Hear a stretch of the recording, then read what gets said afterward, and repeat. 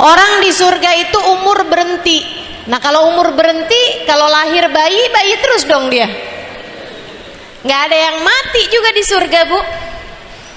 Jadi Nabi Adam dan Siti Hawa faham mereka berdua tidak tinggal untuk surga, tapi untuk bumi. Caranya turun ke bumi gimana nih? Mereka nggak tahu. Sampai si iblis bilang, Dam, lo tahu nggak Dam, kenapa Allah larang lo deketin buah itu? Kenapa emang iblis? Nabi Adam tahu semua yang diomongin iblis kebalikannya. Sebab Allah jadikan antara Nabi Adam sama iblis adalah aduun, adalah musuh satu bagi yang lain. Gitu kan? Jadi Nabi Adam udah paham, nih musuh nih. Yang namanya musuh bersiasat kalau ngomong kan kebalikannya. Katanya si iblis gini, kamu kalau makan tuh buah, kamu bakalan kekal di surga. Oh, Nabi Adam dengan kecerdasannya faham, berarti saya kalau makan tuh buah, saya bakal diturunkan dari surga ini menuju ke bumi, tempat yang seharusnya saya berada. Jadi Bu, Nabi Adam makan dengan kesengajaan, bukan juga dibujukin sama Hawa, ayo deh Dam, gue gak tahan nih Dam, ngidam kayaknya saya sama tuh buah, ayo deh. Gak ada Bu. Justru Nabi Adam ngajakin Siti Hawa, yuk Wak, yaudah kita makan bareng-bareng tuh buah, biar kita diturunin ke bumi, jadinya kita tinggal di bumi melaksanakan misi kita dalam kehidupan. Salah apa enggak salah? Dosa apa enggak dosa? Kalau buat kita enggak dosa Bu, kita mah dikasih hadiah kalau begitu. Lo pinter, kan begitu. Tapi karena Nabi Adam, dia adalah seorang nabi, Allah nggak mau begitu. Caranya kamu jangan gitu Dam, nanti akan aku beli cara kenapa kamu tergesa-gesa. Maka teman-teman saya sekalian, Nabi Adam makan tuh buah, Siti Hawa makan tuh buah, tanasar lahumut thiyab, baju mereka segera berterbangan, diturunkanlah mereka ke atas muka bumi pisah-pisahan. Sayyidah Hawa, Siti Hawa diturunin di Jiddah, makanya namanya Jiddah, artinya adalah nenek. Jiddah itu artinya nenek Bu, saya panggil nenek saya Jiddah. Ibu-ibu sekalian, Nabi Adam kabarnya Bu diturunin di Palestina. Wah tuh, cari-carian berdua, kagak ada petunjuk jalan, nggak bisa nanya orang, paling bisa nanya dinosaurus kali. Nah, saya nggak tahu tuh zaman itu yang ada makhluk apaan aja. Sampai kemudian keduanya bertemu tanggal 9 hari Arafah di mana Bu? Tanah Abang. Di mana ketemunya? Di Padang Arafah, di Jabal Rahmah tuh ya. Nah itu di situ. Jadi ibu-ibu sekalian saya muliakan, nah Nabi Adam seperti yang tadi saya sampaikan, sebenarnya kalau bicara salah, nggak salah juga. Nabi Adam malah justru cerdas mencari cara untuk menjalankan tujuannya. Tapi Allah bilang, wa asa Adam, kamu udah bikin salah kepada Tuhanmu. Allah yang bilang. Nabi Adam Bu, ketika diturunkan ke atas muka bumi, Nabi Adam enggak berusaha klarifikasi.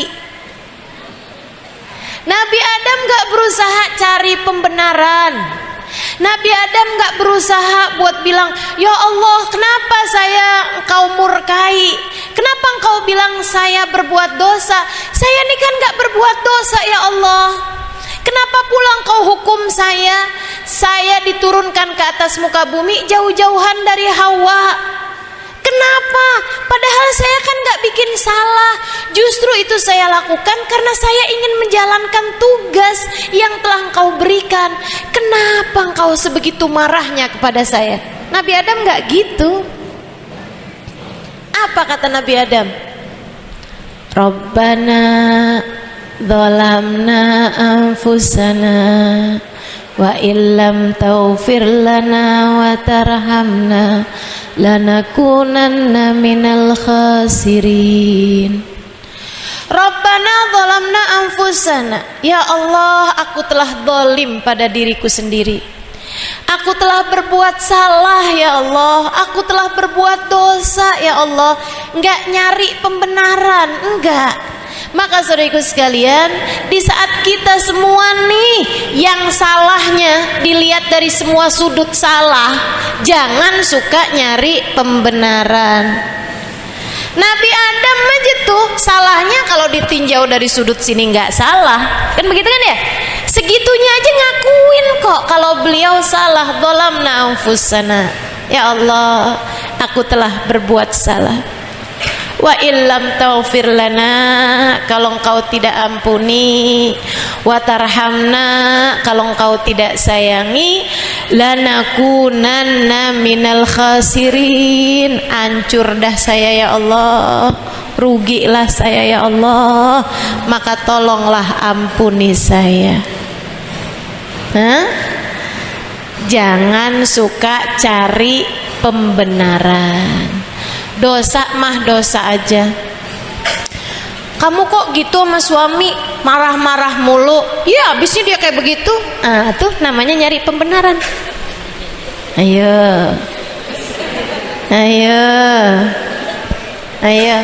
kok kamu sama suami kagak ada senyumnya sih? Senyum gimana ceritanya?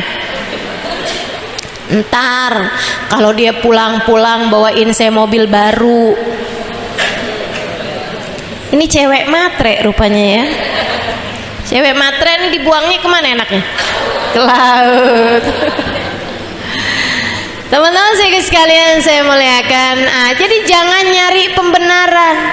Anak kamu kok kamu cubitin mulu, abisnya bandel, Kamu nyari pembenaran, teman-teman sekalian. Kamu berbuat salah, nyakitin anak, salah apa nggak salah? Salah. Nyubit anak, salah apa nggak salah? Salah. Marah-marahin anak, salah apa nggak salah? Salah. Ibu-ibu sekalian, nggak ada anak nakal, nggak ada anak nakal. Yang ada adalah anak yang mencari perhatian orang tuanya tapi tidak tahu caranya. Kenapa anak sampai nyari perhatian dari orang tuanya? Karena orang tuanya yang tidak cukup memberi perhatian padanya. Saya ulangi. Ini penting nih. Ustazah doain biar anak saya nggak nakal. Apa doanya Ustazah? Nggak ada doanya. Karena nggak ada anak nakal. Anak nakal nggak ada, ibu-ibu sekalian. Sampai di usia 12 tahun bahkan remaja dan seterusnya nggak ada anak nakal. Yang ada adalah anak mencari perhatian orang tuanya tidak dengan cara yang benar. Kenapa bisa begitu? Orang tuanya tidak memberikan perhatian yang pas untuknya. Gitu. Jadi kalau kamu dapetin anak kamu nakal, bukannya kamu marahin, ditambah lagi sekarang. Salah kamu. Akan tetapi kamu introspeksi diri, jangan nyari pembenaran tuh tadi. Gitu kan ya? Apa nih? Oh, anak saya lagi nyari perhatian. Jadi di saat anak ngambek pelukin. Di saat anak lagi marah-marah, sayangin. Di saat anak lagi berbuat sesuatu hal yang tidak menyenangkan, panggil, bilangin sama dia, "Nak, tahukah kamu adalah hadiah terindah yang Allah berikan dalam kehidupan mama." Gitu mestinya, Bu. Kok saya baru tahu ya Ustazah? Nah, Ibu nontonnya sinetron mulu.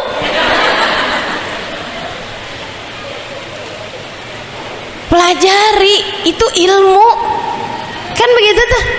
Makanya ibu-ibu saya sekalian, kalau kita bikin salah jangan nyari pembenaran. Akui, zalamna anfusana. Ya Allah, aku telah zalim pada diriku. Wa illam taghfir lana wa tarhamna, lanakunanna minal khasirin. Ya Allah, aku adalah seorang pendosa. Aku telah berbuat salah. Jika Engkau tidak ampuni aku ya Allah, jika Engkau tidak sayangi aku ya Allah, pasti rugi dan hancurlah aku ya Allah, di dunia apalagi sesudah kematianku. Gitu. Akui salahmu.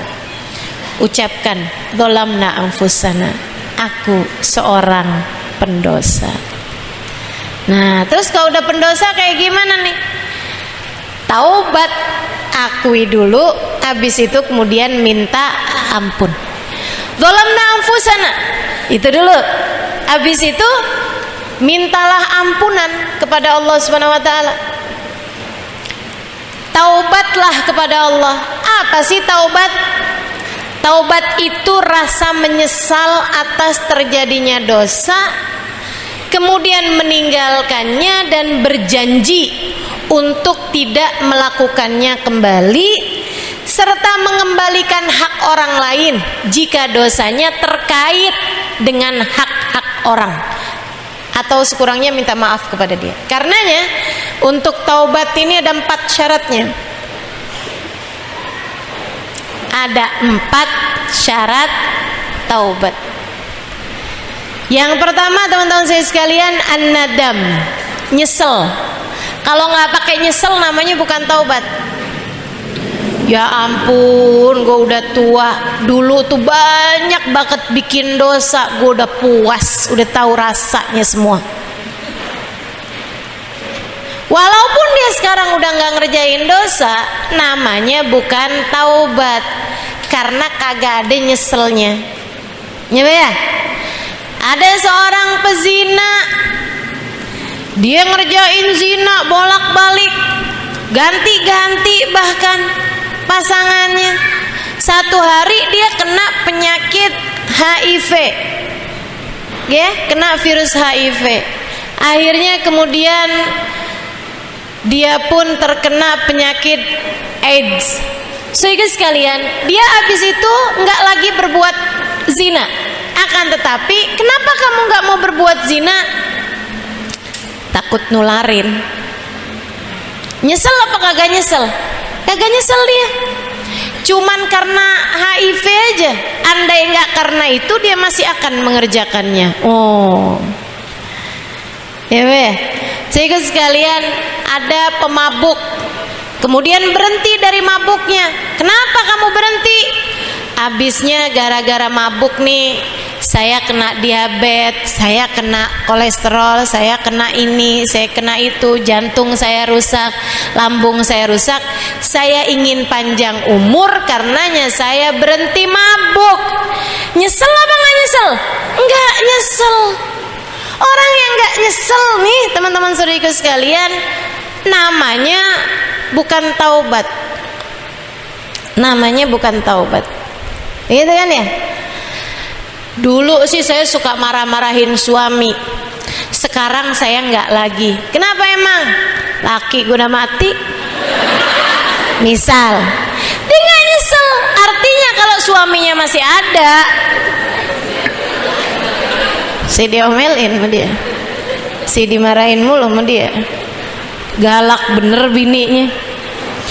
Teman-teman sekalian saya muliakan, ini namanya bukan taubat. Sebab yang namanya taubat, syarat utamanya adalah menyesal. Ya Allah, kok begitu ya?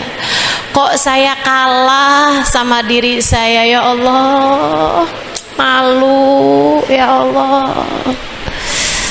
Kalau ngelihat yang dulu-dulu, ya Allah, malu, ya Allah. Nyesel dalam hati ini, rasanya kayak nggak enak, kayak keiris-iris, nyesel, teman-teman sekalian.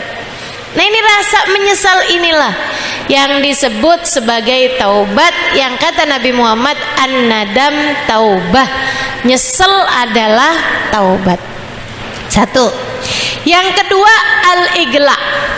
Apa tuh al-igla? Ninggalin dosa tersebut. Kalau nyesel tapi masih terus-terusan dikerjain, namanya belum taubat. habis marahin suami, nyesel. Tapi habis itu ngelihat dia lagi, marah lagi. Taubat apa bukan taubat? Bukan. Gitu ya. Ngeliatin cowok ganteng, coba laki gue kayak gini nih, astagfirullah, kan dosa ya, astagfirullah, astagfirullah, astagfirullah. Itu namanya bukan taubat, teman-teman saya sekalian. Yang namanya taubat tuh igla, ninggalin dosa. Selain daripada nyesel, selain daripada minta ampun, tapi juga ada sambil ditinggalin tuh dosa, sambil ditinggalin dosa.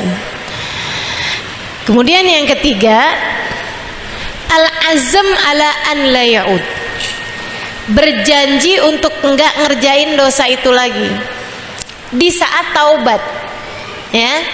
Nah kalau kemudian abisnya itu berapa hari kemudian dia ngerjain lagi, gimana tuh ustazah? Terkalahkan lagi, akhirnya ngerjain lagi. Ya nggak apa-apa, nanti ditaubatin lagi. Taubat sambel dong itu namanya. Pernah dengar istilah taubat sambel? Nyesel kalau habis makan, wih pedes banget, gue nyesel nih makan nih, aduh habis itu sakit perut, aduh nyesel nih tadi habis makan sambel. Besoknya lagi ketemu bakso, disambelin apa enggak? Sambelin. Namanya taubat. Kalau misalnya nih kita habis taubat, di saat taubat tuh kita nyesel, saya nggak mau lagi berbuat dosa ini. Tapi beberapa hari kemudian kita kerjain lagi tuh dosa. Gimana ustazah? Ya udah nggak apa-apa, taubatin lagi. Namanya kan mempermainkan taubat, nggak gitu bu. Pokoknya di saat taubat kita emang bener-bener nyesel dan nggak kepengen balik lagi. Kalau kemudian setan gangguin kita lagi, kita terkalahkan oleh hawa nafsu lagi, kebawa sama bisikan-bisikan buruk dalam diri kita lagi, ngerjain dosa itu lagi, ya ditaubatin lagi. Itu tuh sama kayak sampah dalam rumah kita. Ibu, ada sampah dalam rumahmu, diapain? Buang, sapu. Nggak ada yang mikir, ngapain saya sapu, ntar juga ada sampah lagi. Ya nggak apa-apa, kalau ada sampah lagi, sapu lagi. Kamu berbuat dosa, kamu bertaubat. Saat kamu bertaubat, berjanjilah untuk tidak akan kembali berbuat dosa. Yang itu kan gitu ya, ya Allah nggak akan lagi, saya nggak akan lagi nih ngomongin orang nih, saya nggak akan lagi fitnah orang nih, saya nggak akan lagi bohong nih, saya nggak akan lagi sampai saya ketinggalan sholat kayak begini, saya nggak akan lagi buka-buka aurat kayak begini, saya nggak akan lagi nih pegang-pegangan tangan sama yang bukan mahram saya nggak akan. Taubatin teman-teman saya sekalian, ditaubatin dan berjanji untuk nggak akan ngerjain lagi. Kalau kemudian berapa hari sesudahnya kamu kembali mengerjakan itu lagi, ya balik disapu lagi tuh. Tenang aja, ketika kamu berbuat dosa sesudah yang pertama kamu taubatin, kamu bikin dosa lagi, dosa yang lama nggak akan balik lagi. Karena yang udah ditaubatin udah kelar. Sama kayak sampah di rumahmu udah kamu bersihin, gitu ya. Ada sampah lagi, apakah dengan ada sampah lagi ya sampah-sampah yang kemarin balik lagi? Kan enggak. Tentu jauh lebih mudah mentaubatin dosa yang sedikit dibandingkan dengan dosa yang banyak. Ini harus disampaikan, harus saya sampaikan agar jangan sampai setan mengelabuhimu dengan berkata, percuma kamu tobat, ntar kamu kerjain lagi. Setan soalnya suka gitu. Allah, sok-sokan lo kayak soleha, main taubatin dosa, besok-besok juga kamu kerjain lagi. Katanya siapa? Katanya setan. Bilang sama setan, gue taubatin dosa yang sekarang, kalau kemudian saya besok-besok kerjain dosa lagi, terkalahkan oleh hawa nafsu, saya akan kembali mentaubatinya lagi. Lagi pula siapa yang pasti bahwa besok atau lusa kita akan ngerjain dosa lagi? Siapa tahu habis itu kita meninggal? Kita nggak pernah tahu, teman-teman saya sekalian.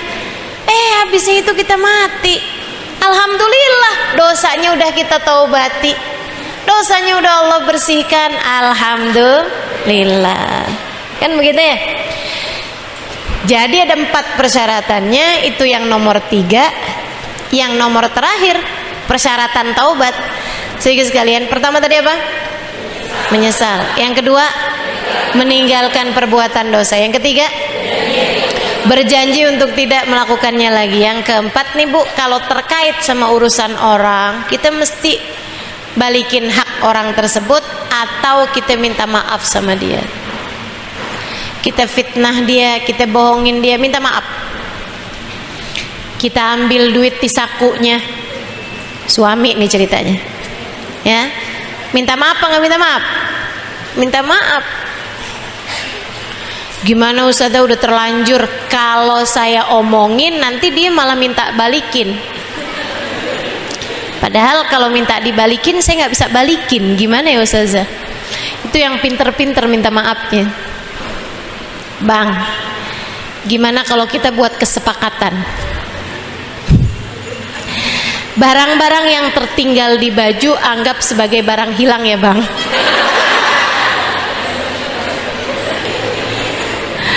Gitu ya.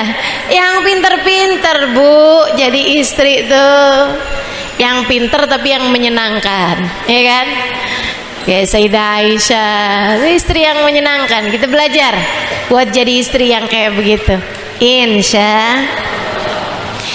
Ibu-ibu sekalian saya muliakan. Jadi kalau terkaitnya sama hak orang, misalnya pernah ngambil barangnya orang, pernah menguasai harta warisan orang, balikin. Itu syarat taubat. Jangan kemudian taubat sih nyesel, tapi barang-barang orang tetepnya nggak mau dibalikin sama dia.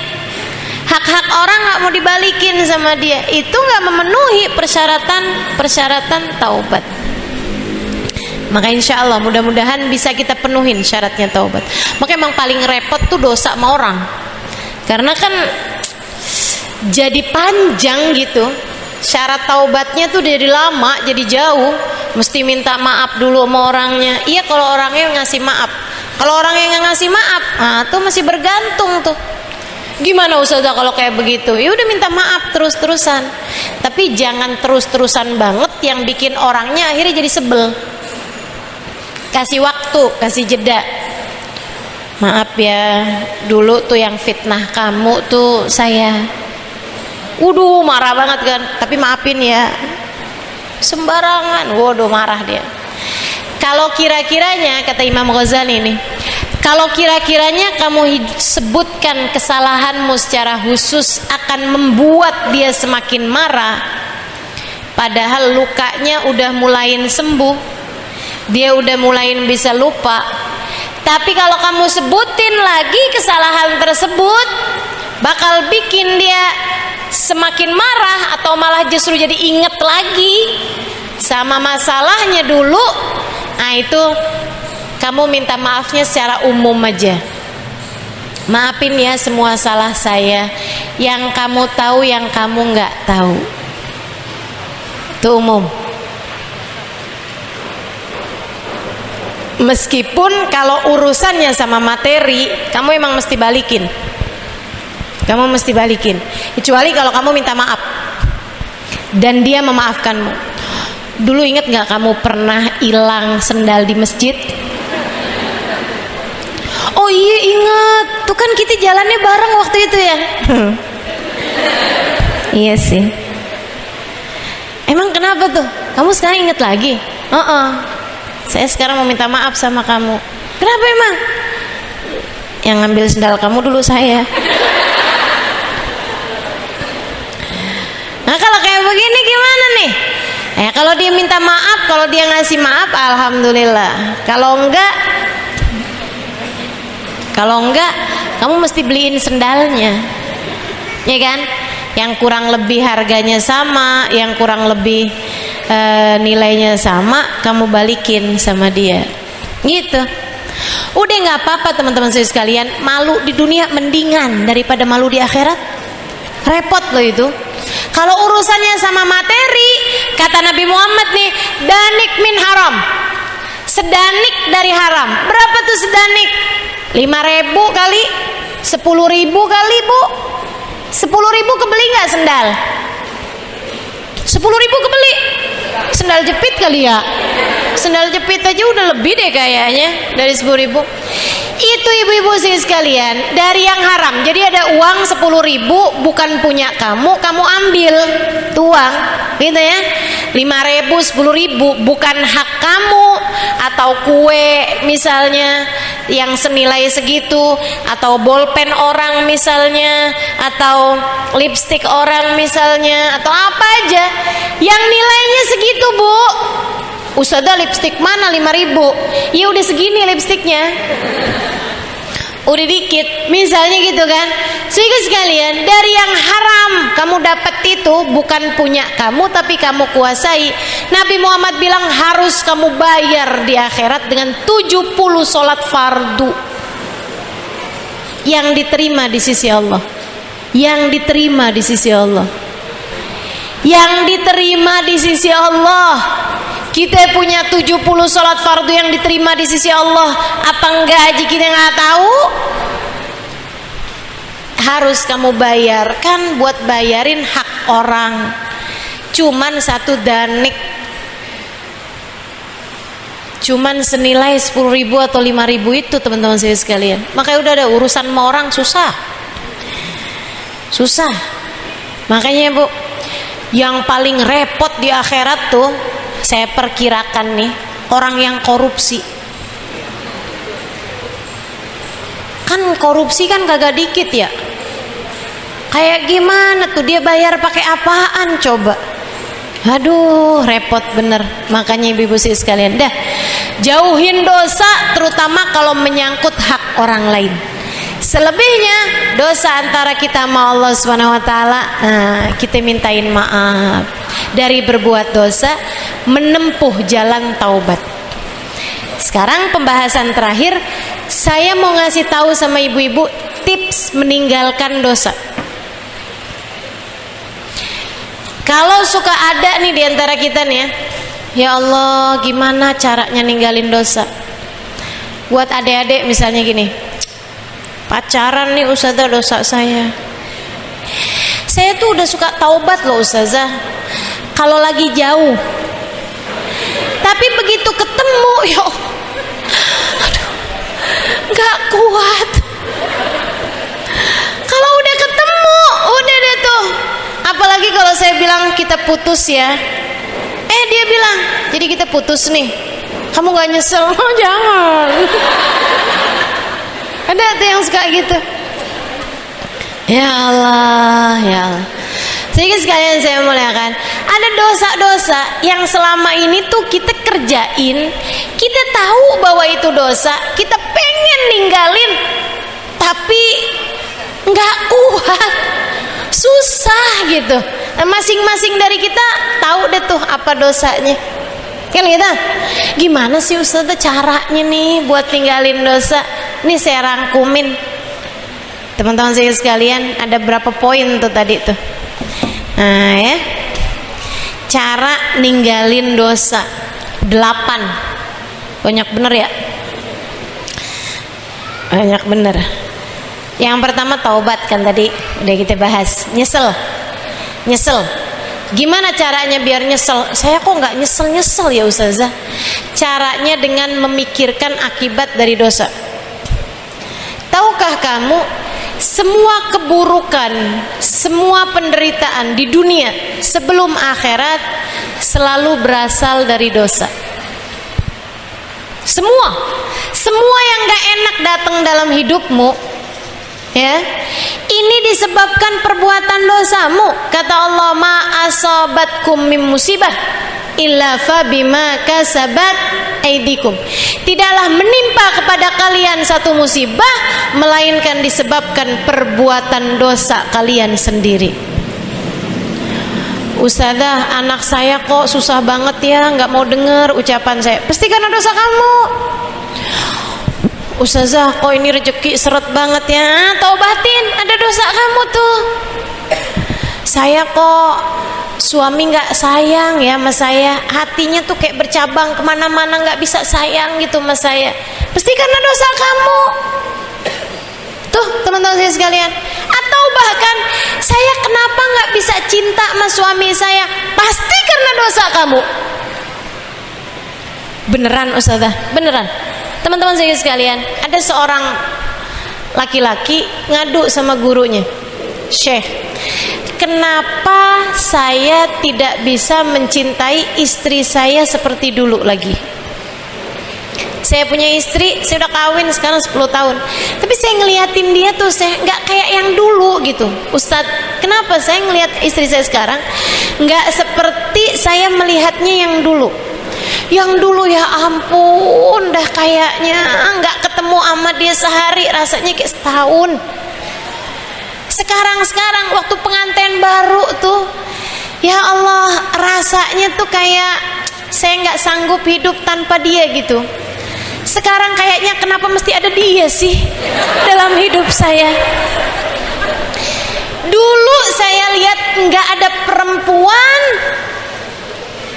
lebih menarik daripada dia. Sekarang saya lihat semua perempuan menarik kecuali dia. Kesian nih kan? Kesian nih. Kesian banget nih. Siapa yang kesian? Dua-duanya. Istrinya kesian, suami juga kesian loh ini. Karena kan dia nggak sayang, nggak cinta sama istrinya, padahal kan tiap hari ketemu sama istrinya ya. Kan kesian, penderitaan buat dia. Ketemu sama orang yang dia nggak cinta gitu, tiap hari pula. Jadi gurunya kemudian nanya, oh, emang istri kamu sekarang kayak gimana? Ya kayak dia. Nggak, maksud saya apa jadi nggak cakep gitu? Karena mungkin udah lama nikah. Enggak sih, istri saya cantik kok, tetep aja kayak dulu. Mungkin sekarang ukuran badannya berubah. Dulunya M, sekarang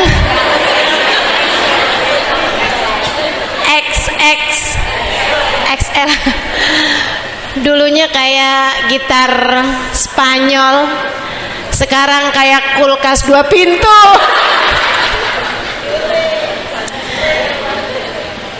Katanya dia, enggak Ustadz, sama tetap. Istri saya orangnya memang jaga penampilan juga gitu, jadi sama aja kayak dulu orangnya. Mungkin istri kamu sekarang nggak dandan kok, tetap aja kayak dulu. Mungkin istri kamu orangnya akhlaknya kurang baik sama kamu, suka ngomel-ngomel. Lama-lama kan kalau sering diomelin nggak cinta juga, Bu. Sesayang-sayangnya orang sama kamu, kalau kamu omelin terus-terusan, hilang cintanya. Kagak ada tukang ngomel dicintain sama orang tuh, nggak ada. Jadi ibu-ibu saya sekalian, ustadznya bilang begitu, dia bilang, enggak Ustadz, istri saya tuh baik, akhlaknya bagus, nggak pernah marahin saya. Kurang perhatian mungkin sama kamu sekarang. Enggak juga, perhatian sama saya, nggak pernah ada salahnya, nggak pernah ada kurangnya. Oh, saya tahu kenapa. Jadi istri kamu nggak berubah dari waktu kamu kawinin dulu 10 tahun yang lalu. Nggak berubah. Tampilannya, akhlaknya, semuanya nggak berubah. Sayangnya dia sama kamu, perhatiannya sama kamu nggak berubah.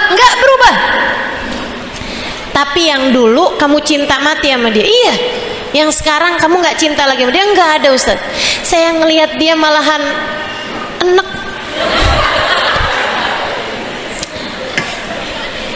Baik, saya tanya, tolong jawab jujur. Kata Ustadz nih, iya Ustadz, saya akan coba jujur. Apakah kamu seneng nonton? Saya nggak enak nyebutnya nih. Kadang-kadang sih Ustadz. Apakah kamu seneng ngelihat perempuan-perempuan cantik di mall, di kantor tempat kamu kerja, di jalanan?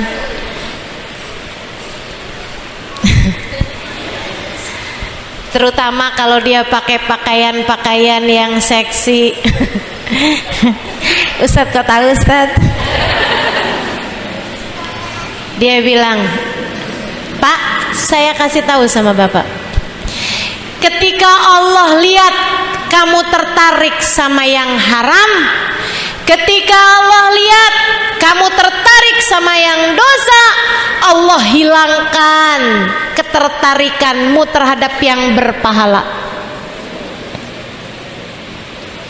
Ketika Allah lihat hatimu tertarik kepada dosa, Allah akan menghilangkan kenikmatan dari yang halal. Demikian juga denganmu, Bu. Demikian juga denganmu, Bu. Maka kalau kamu merasa, kok saya nggak bisa cinta sama suami saya, ibu-ibu, maaf, harus saya tanyakan padamu, apakah hatimu tertarik kepada suami orang? Sebab ketertarikanmu kepada yang haram membuatmu kehilangan rasa dari yang halal. Ketertarikanmu terhadap dosa membuatmu kehilangan rasa kepada yang seharusnya dicinta. Jelas? Jadi ibu-ibu saudara sekalian, semua petaka di atas muka bumi ini berasal dari dosa. Semua tanpa terkecuali. Apapun yang bikin hidupmu susah, itu sumbernya dosa, Bu, nggak ada yang lain. Nggak ada yang lain. Sebagaimana apapun yang bikin kita senang di kehidupan dunia ini, sumbernya adalah pahala dan kebaikan yang kita lakukan, baik kepada Allah ataupun kepada sesama umat manusia. Ini baru di dunia, Bu. Belum lagi saat kamu mati. Kematianmu nanti, husnul khotimah atau su'ul khotimah, semuanya bergantung dari pahala atau dosakah yang banyak kamu kerjakan di atas muka bumi ini. Ada berapa banyak dosa membuat lisanmu terhalang dari berucap kalimat syahadat di saat akhir kehidupan. Berhati-hatilah. Ada orang kerjaannya, ibu-ibu sekalian, jualan di pasar. Waktu dia mati sakaratul maut, tiap kali ditalkin la ilaha illallah, dia bilang timbangan. Mulutnya keluh untuk berucap kalimat la ilaha illallah. Setiap kali dia mengucap kalimat la ilaha illallah, dia bilang timbangan. Timbangan, ibu-ibu sekalian, bandulnya timbangan tuh memberatkan lisan dia. Imam Malik ketika ditanya perkara ini, kata Imam Malik, dia adalah orang yang suka memainkan timbangan waktu hidupnya di dunia. Dosa mencegahmu dari kematian membawa iman. Hati-hati, saudara sekalian, hati-hati. Makanya mesti kita taubatin tuh dosa. Kalau udah mati nggak bawa iman, apalagi yang bisa kita harap? Dosa bikin kamu dihisab di dalam kubur. Dosa bikin kamu mendapatkan azab kubur.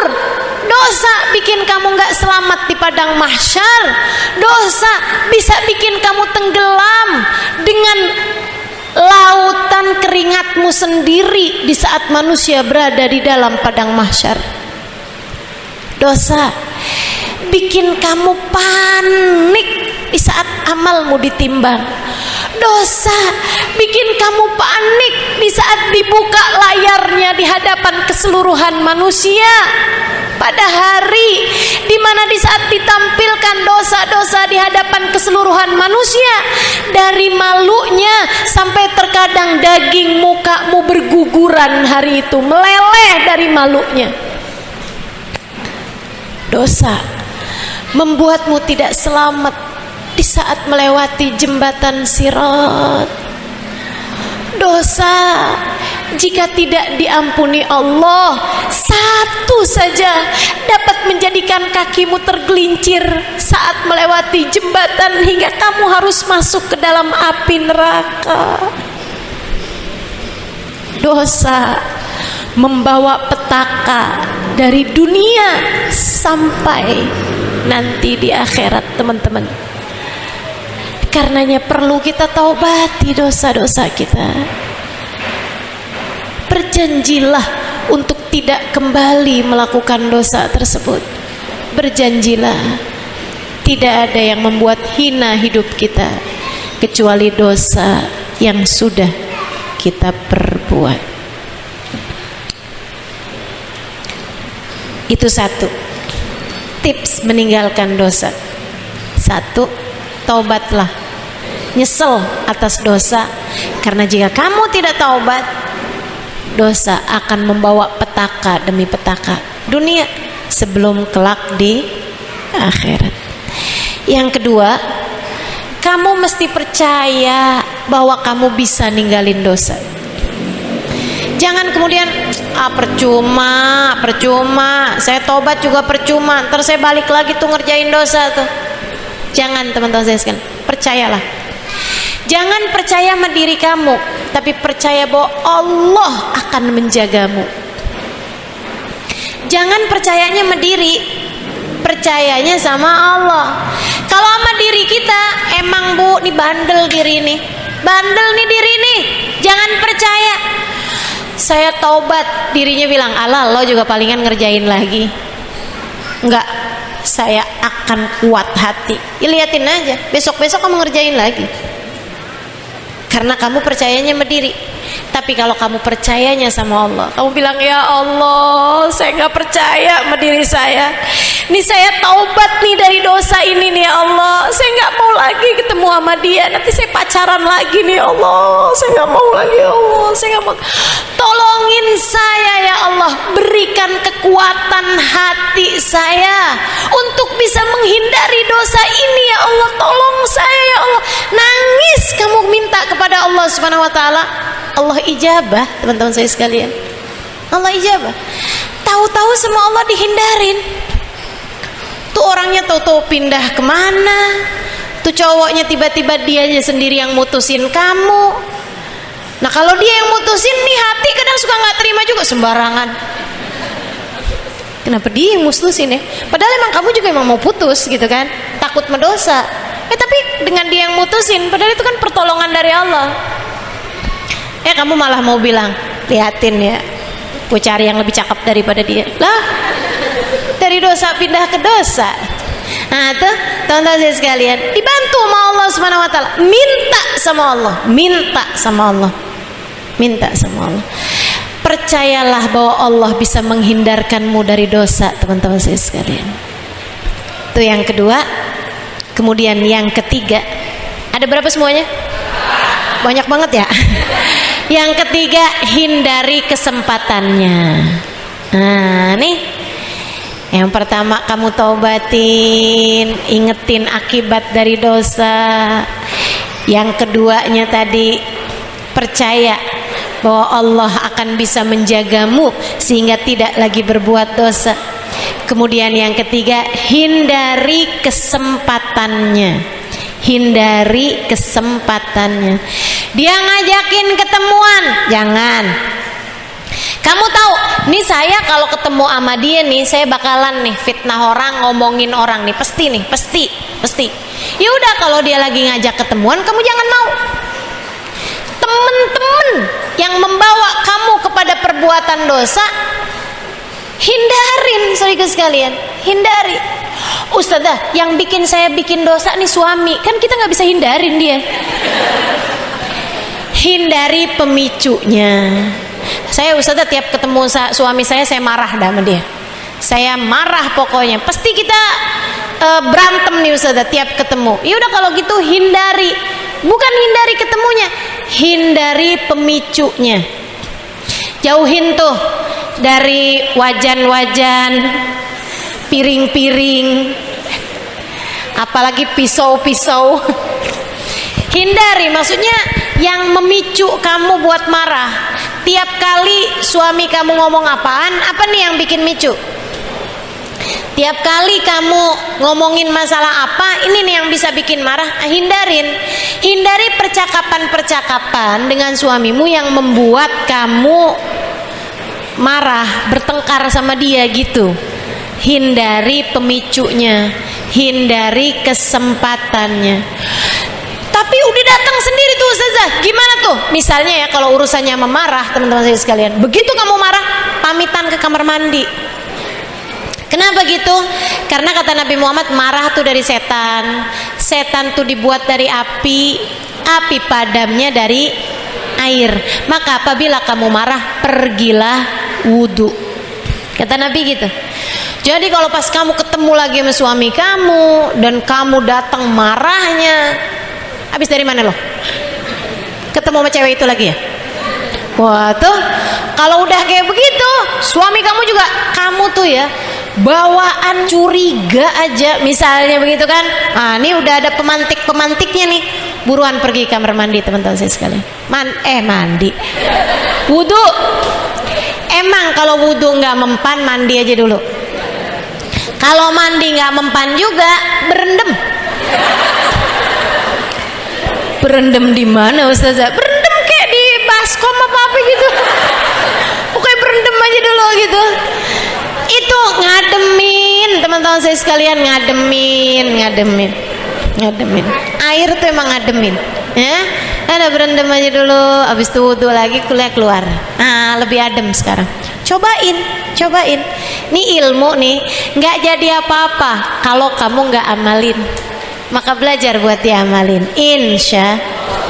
Termasuk marah sama anak. Begitu mau marah, bentar ya nak ya, mama kamar mandi dulu ya. Gitu. Cobain. Ustazah kok yakin banget? Saya udah nyoba. Dan gak ada yang lebih saya percaya daripada ucapan baginda Nabi Muhammad SAW. Nabi udah bilang kayak begitu, jadi saya coba. Dan ternyata bener ya Allah. Emang gak ada yang lebih sayang sama kita daripada Nabi Muhammad. Makanya udah ngajarin tuh yang paling tepat.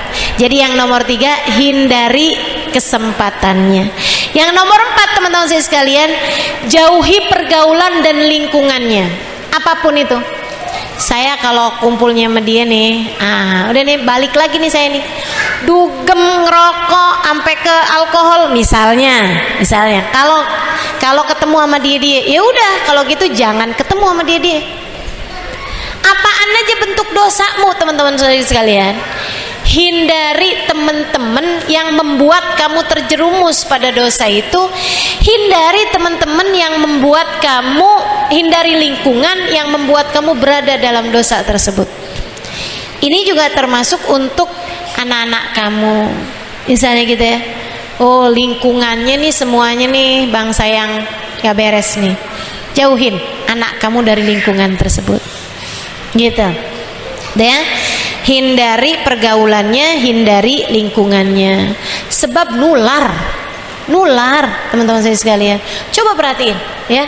Saya pernah tahu, ini sekedar pengalaman ya. Saya pernah tahu ada pertemanan saudara sekalian, perempuan ada sekitar, ini hasil ngeliatin aja ya, bukan kemudian jadi suudzon gitu, bukan. Tapi saya cuma lagi mau ngasih tahu nih, ada sebuah pertemanan saudara sekalian. Orangnya di pertemanan tersebut tuh ada sekitar 7 orang. 1-2 diantara mereka bercerai sama suaminya. Nggak lama loh, yang nomor 3 cerai juga, yang nomor 4 cerai juga, yang nomor 5 cerai juga. Sampai nih ada orang gitu yang merhatiin gitu kan, perhatiin nggak gitu. Oh iya ya Allah, saya mau belajar aja nih ya Allah. Tinggal 1 waktu itu yang nggak bercerai dari suaminya dan bertahan cukup lama, tapi bercerai juga kemudiannya. Ternyata memang saudaraku sekalian, tuh yang namanya lingkungan, pergaulan itu subhanallah ngaruhnya tuh luar biasa. Ya ibu-ibu coba bayangin aja deh, kamu punya suami, temenannya sama orang-orang yang udah bercerai-cerai gitu sama suaminya, misalnya gitu ya. Kemudian kamu, bukan artinya kalau gitu Ustazah kita jangan temenan sama janda, bukan, saya nggak lagi ngomong gitu. Ini jangan salah paham sama saya ya. Saya juga banyak kok punya temen janda, tenang saya. Ini gini nih, kamu bayangin aja gitu, misalnya nih ada pertemanan yang sangat erat gitu ya.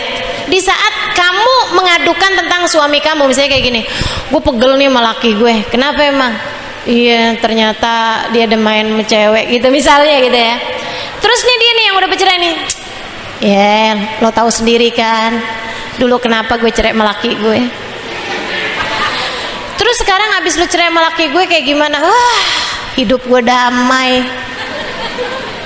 Tenang banget, gak dipusingin sama urusan laki. Dia nih bilang nih, di saat kemudian kita pulang ke rumah, kemudian pusing ngadepin dia, tuh pikiran tuh, hidup gue damai, gue sekarang gak dipusingin melaki. Kayaknya yang hidup gue pengen damai, hidup gue pengen gak dipusingin sama urusan laki, gitu dah tuh. Kebalik nih pikiran nih, tuh kayak gitu. Tapi kalau kamu di saat kamu punya teman-teman yang di saat kamu lagi ngadu sama dia nih, saya pusing dah urusan sama suami saya. Kenapa emang? Suami saya nih ada urusan sama cewek. Semua rumah tangga kayak begitu. Pasti ada aja nih orang ketiga, keempat mang suka dateng nih. Penyakit nih dia nih. Emang pasti semua rumah tangga mah kayak gitu. Bertahan, bertahan. Jangan mau kamu serahkan suami kamu yang sebenarnya orang baik itu, kamu kemudian bersaing, kamu kemudian kasihin sama saingan kamu itu. Jangan. Ayo, kamu kuat. Kamu kuat. Kamu adalah seorang perempuan hebat. Suamimu adalah surga, jalan surga bagimu. Ingat itu, kata Nabi begitu. Yang kita dengar dari kajian ustazah waktu itu. Suamimu jalan surga bagimu, kata ustazah kayak gitu. Udah, surga emang berat, kata ustazah kan gitu. Hadiahnya surga nih, surga berat, jadi kerjaannya juga berat. Kalau ringan kerjaannya, hadiahnya kipas angin. Ayo dulu sekarang, kamu harus bertahan teman, bertahan. Saya bantuin doa. Kan gitu, enak. Begitu kita pulang ngadepin suami kita, suamimu jalan surga bagimu. Terngiang-ngiang nih ucapan teman. Makanya teman-teman saya sekalian, jangan biarkan setan masuk lewat diri orang-orang di sekitarmu. Milikilah pergaulan yang baik, milikilah lingkungan yang sehat. Insya Allah. Yang berikutnya, nomor berapa? 5. Milikilah kontrol diri. Milikilah kontrol diri teman-teman saya sekalian. Milikilah riyadhatun nafs kalau dalam bahasa Arab, ya. Kontrol diri. Dirimu ini remote-nya jangan kasih pegang orang. Peganglah sama dirimu sendiri dan berlatihlah untuk punya kontrol diri. Jangan segala-gala yang dipengenin sama hawa nafsumu kamu kasih. Ini lagi hadir ngaji kayak begini, dirinya ngajakin, udah deh berat, mendingan tidur aja yuk. Jangan diikutin. Ya udah berat-berat didengerin. Kan gitu tuh. Ringan kok, apanya yang berat? Ustaz Halimah kan bahasanya ringan. Dengerin, bujukin hawa nafsu untuk ngerjain apa yang dia beratin. Kalau kamu terbiasa melakukan itu, misalnya gitu ya, nih enak nih kayaknya makan bakso, jangan. Sekarang waktunya makan siang, mendingan makan siang yang sehat. Kan gitu. Miliki kontrol, teman-teman saya sekalian, miliki kontrol. Ini siang-siang kayak begini nih, es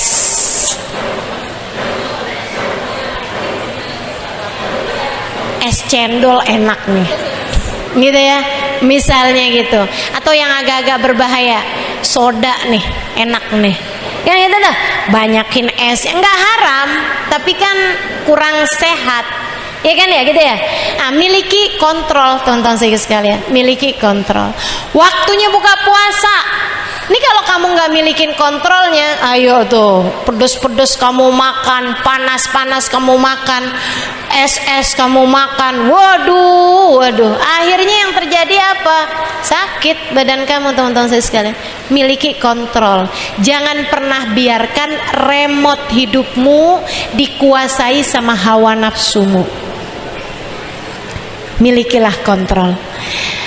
Pagi hari ini mau pengajian atau arisan ya, mau pengajian atau shopping di mall ya, pengajian, kan begitu.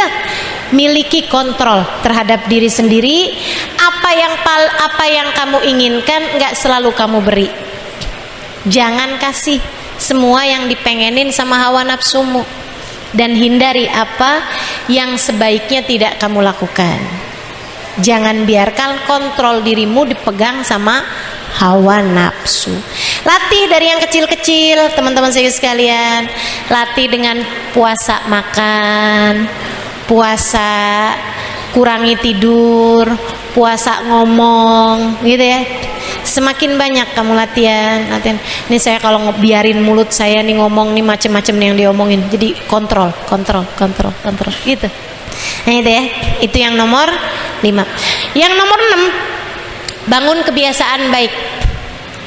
Bangunlah kebiasaan yang baik. Misalnya, dulu belum kebiasaan bangun sebelum subuh. Sekarang cobain.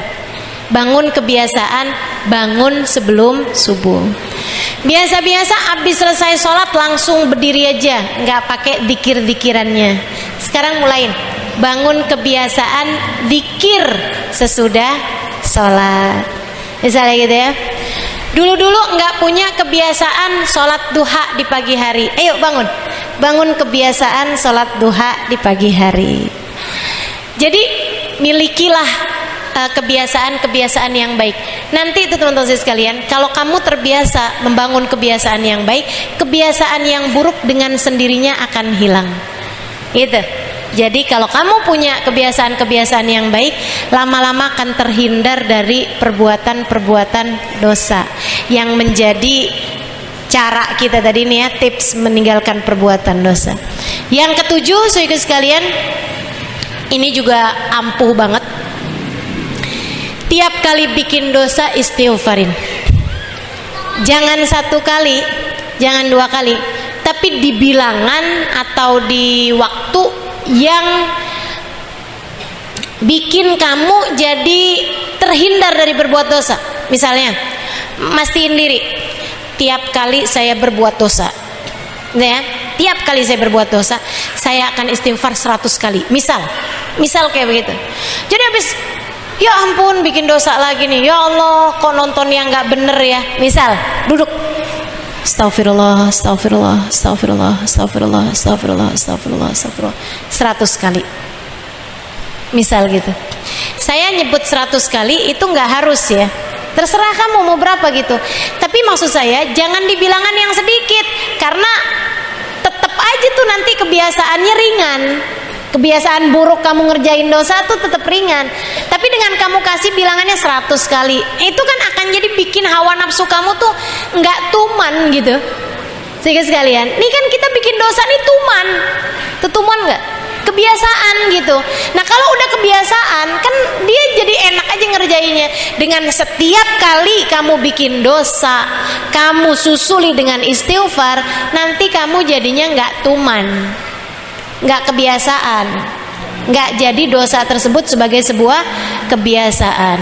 Misalnya nggak sampai 100 sih, tapi misalnya 5 menit kamu istighfar, baca Allahumma anta rabbi la ilaha illa anta khalaqtani wa ana abduka wa ana ala ahdika wa abdika mastata'tu abu laka bi ni'matika alayya wa abu bi dhanbi faghfirli fa innahu la yaghfiru dzunuba illa anta, atau la ilaha illa anta subhanaka inni kuntu minadh dhalimin, atau Rabbana zalamna anfusana wa illam taghfir lana wa tarhamna lanakunanna minal khasirin. Tiap kali kamu habis bikin dosa, nggak usah ditunda-tunda, langsung istighfar segitu banyaknya. Tiap kali kamu habis marahin suami misalnya, habis berantem, habis bertengkar sama suami, duduk istighfar. Nanti lama-lama berkurang sampai jadi habis. Cobain deh teman-teman. Tiap kali kamu habis jewer anak, pukul anak, ya Allah ustazah asli saya nyesel ustazah, ada. Bukan hanya nyesel doang, tiap kali kamu habis ngerjainnya, duduk Allahumma anta rabbi la ilaha illa anta khalaqtani, atau Rabbana zalamna anfusana wa illam taghfir lana wa tarhamna lanakunanna minal khasirin. Rabbana zalamna anfusana, saya udah bikin dosa nih Allah. Illam taghfir lana wa tarhamna, kalau Engkau enggak ampuni, kalau Engkau enggak sayangi saya, lanakunanna minal khasirin, pasti rugi saya, pasti hancur saya. Ya Allah, kok saya jadi ibu kayak begini banget sama anak saya. Rabbana zalamna anfusana, terus kayak begitu. Tiap habis ngerjain 5 menit kamu duduk istighfar, nanti lama-lama akan berkurang sampai jadi habis. Insya.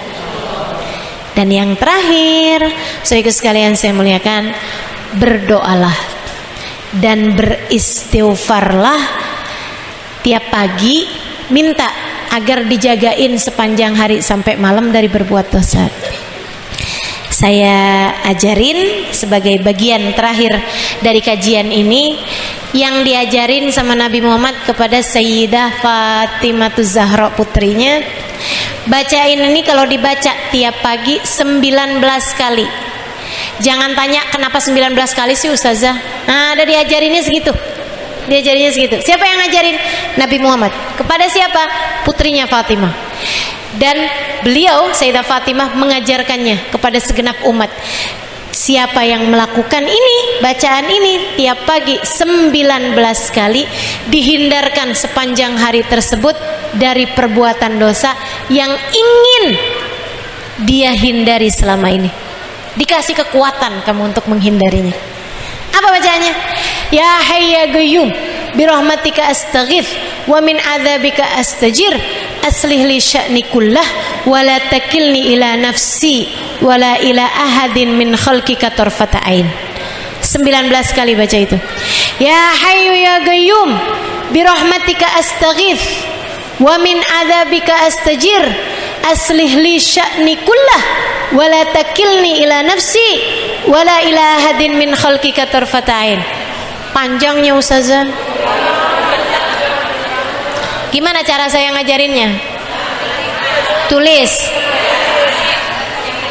saya share di mana? Di IG. Semuanya jamaah Instagramia atau jamaah Facebookia? Dua-duanya. Oke, baik. Ya, saya tulis di IG juga, saya tulis di Instagram juga ya.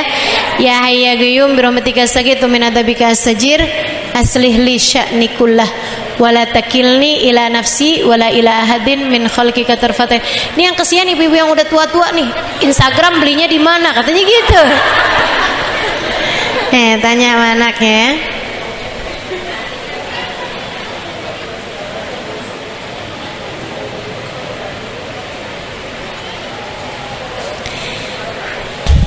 Iya. Jadi teman-teman saya sekalian, saya akan tuliskan di situ, atau bagi teman-teman yang punya alat rekam, silakan rekam suara saya. Jadi teman-teman bisa sambil dengerin, bisa sambil bacanya nanti ya. Udah siap? Belum.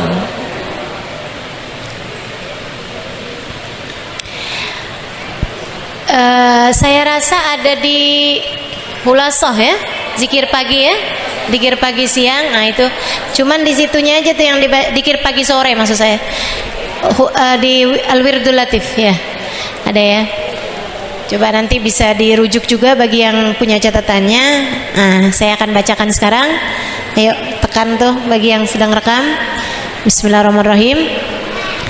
Ya Hayyu ya Qayyum birahmatika astaghits wa min adzabika astajir, aslih li sya'ni kullah wa la takilni ila nafsi wa la ila ahadin min khalqika tarfata ain.